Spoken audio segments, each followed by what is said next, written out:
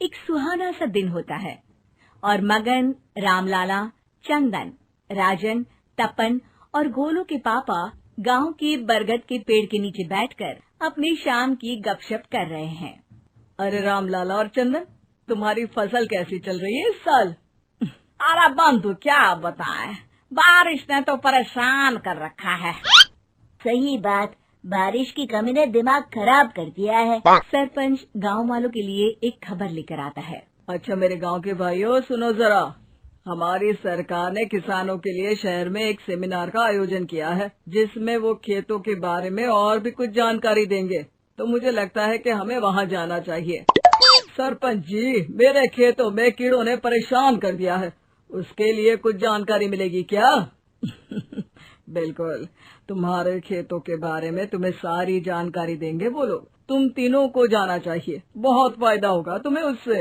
ये कहकर सरपंच वहाँ से चला जाता है और तीनों सोचते हैं कि वो शाम के वक्त मैदान पर मिलेंगे और वहीं से रवाना हो जाएंगे। तीनों दोस्त मैदान पर मिलते हैं और जैसे ही निकलना शुरू करते हैं तभी एक बांसुरी की आवाज सुनकर वो भी उसी ओर सम्मोहित स्थिति में चलना शुरू कर देते हैं। कुछ बच्चे हर बार की तरह अपना दोपहर का फुटबॉल का गेम खेल रहे हैं। पकड़ लिया, पकड़ के दिखा मुझे, इतना भी नहीं कर सकता। अच्छा, कितना भागेगा? आखिरकार तो मेरी पकड़ में आ ही जाएगा। हाँ, तुझे पता नहीं तपन, राजन कितनी तेज दौड़ लगा सकता है। खेलते खेलते अचानक से एक बांसुरी की मीठी आवाज सुनाई पड़ती है। सारे बच्चे उसका पीछा करने लगते हैं। शाम हो गई है और बच्चों के घर न आने की वजह से उनकी माँ मैदान में पहुँच जाती है। राजन बेटे, अरे ओ राजन बेटे, किधर चले गए? इतनी देर हो गई, घर वापस क्यों नहीं आए बेटे? तपन बेटा, चलो घर, शाम हो गई है, कितना खेलोगे? और गोलू, ओ गोलू। तीनों की माँ एक दूसरे को देखने लगती है और उन्हें एहसास होता है कि उन तीनों के बेटे घर आए ही नहीं। अरे राजन और गोलू की मम्मी, आप इधर? राजन और गोलू घर नहीं आए क्या अभी तक?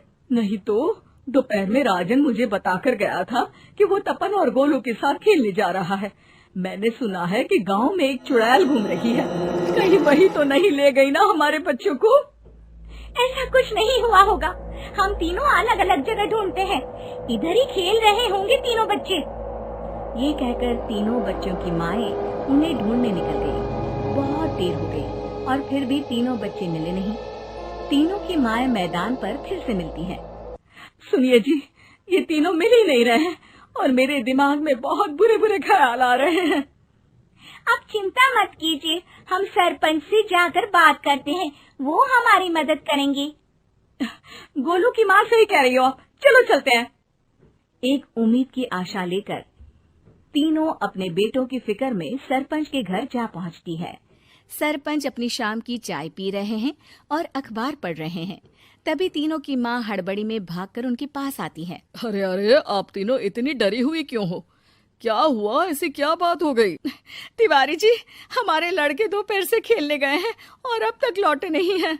हमने उन्हें सब जगह ढूंढा, लेकिन हमें वो मिले ही नहीं, इसीलिए हम भागकर आपके पास आ गए। अच्छा, इनके पिता कहाँ है? ये कुछ काम के लिए शहर गए हैं, इसीलिए हम भागकर आपके पास आए हैं। हाँ, मैं उसके बारे में भूल ही गया था। एक काम कीजिए, मुझे उस जगह लेकर चलिए जिधर वो आखिरी बार खेल रहे थे। सरपंच घर से एक डंडा लेकर तीनों के साथ मैदान की ओर निकल पड़ते हैं। तीनों मैदान पर पहुंच जाते हैं और उन्हें ढूंढने के लिए कुछ सुराग खोजना शुरू करते हैं।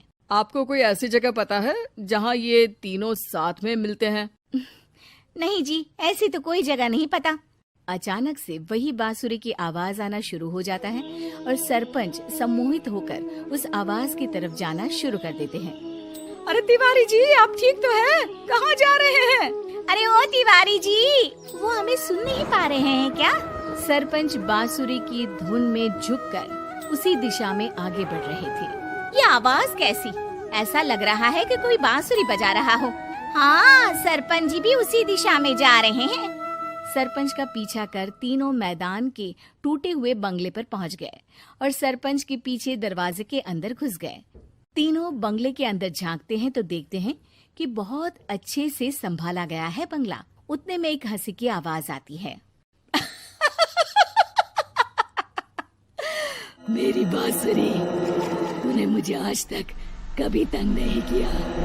हमेशा अपने जादू से लड़कों को खींच लाती है। ये बोलते ही राजन की माँ को तीनों बच्चे और उनके पिता वहाँ चुड़ैल के पास लेटे हुए दिखते हैं। अरे वो देखो गोलू के पापा। अरे रे। अरे गोलू की माँ, अब चुप रहिए ना जरा। उस चुड़ैल ने देख लिया तो हम भी फंस जाएंगे। इन्हें बचाएगा कौन? लगता है ये शहर गए ही नहीं और इस चुड़ैल ने इन सबको भी यही बुला लिया है। अब हमें इन्हें छुड़ाना होगा। एक काम करते हैं।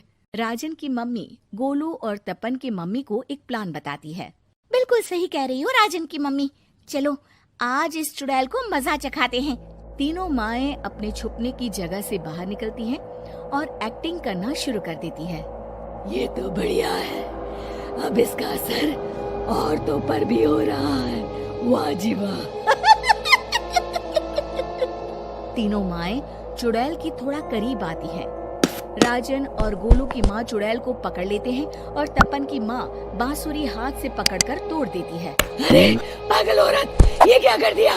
मेरी बांसुरी को तोड़ दिया। अब मेरी शक्तियाँ खत्म हो जाएगी।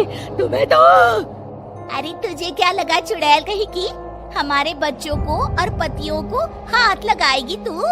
बांसुरी टूटने की वजह से चुड़ैल खाक होकर गायब हो जाती है और सारे लोगों की आंख खुल जाती है।